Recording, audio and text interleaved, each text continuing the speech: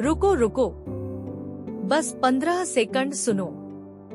एक police inspector है, उसकी बहन मर गई।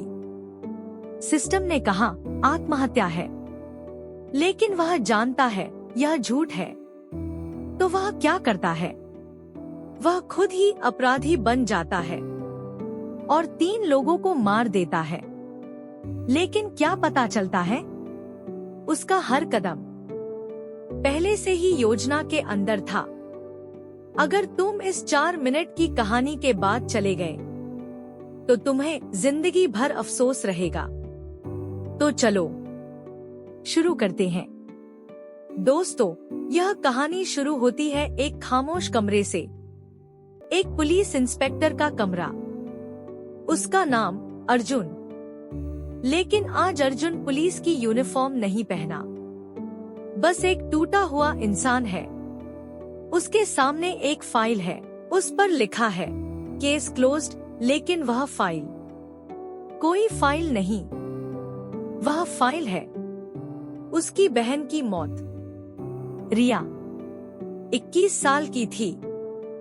कोई सोशल वर्कर नहीं, कोई जर्नलिस्ट नहीं, कोई क्रांतिकारी नहीं, बस एक साधारण लड़की जो बीमा कंपनी में काम करती थी। और फिर एक दिन उसकी दुनिया बदल गई। एक दिन रिया को एक फाइल मिली, बीमा क्लेम की फाइल। नाम थे करीब 50, नंबर थे करीब 50। लेकिन रिया को एक चीज अजीब लगी। ये सब नाम पहले कहीं देखे थे। तो रिया ने जांच की और जो खुला उसकी रूह कांप गई। ये सब नाम मरे हुए लोगों के नाम थे। करोड़ों का खेल चल रहा था और ये नेटवर्क ऊपर तक फैला था। रिया घर आती है, अपने भाई अर्जुन को सब बताती है। लेकिन अर्जुन सोचता है यह हो ही नहीं सकता। इतने अमीर लोग इतना बड़ा फ्रॉड क्यों करेंगे? रिया कहती है मैं सच कह रही हूँ। रिया अपनी बात ऊपर ले जाती है, पुलिस को बताती है, अधिकारियों को बताती है, मीडिया को बताती है। लेकिन कोई नहीं सुनता, क्योंकि ये लोग अमीर हैं, शक्तिशाली हैं।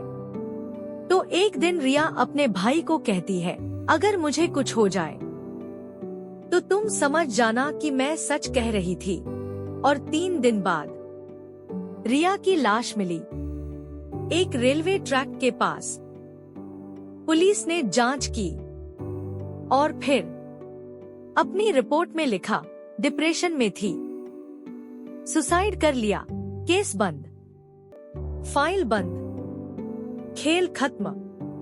अर्जुन एक पुलिस इंस्पेक्टर है, लेकिन वह अपनी बहन के लिए कुछ नहीं कर सका।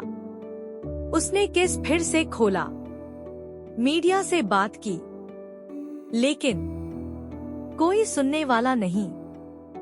एक सीनियर अफसर आता है और धीरे से कहता है कुछ लड़ाइयां छोड़ी जाती हैं, लड़ी नहीं जाती।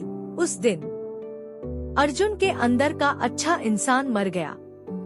उससे सिस्टम से नफरत हो गई और एक नया संकल्प जन्म ले गया। मैं इन सब को सजा दूंगा अपने हाथों से। अब अर्जुन 3 साल तक कुछ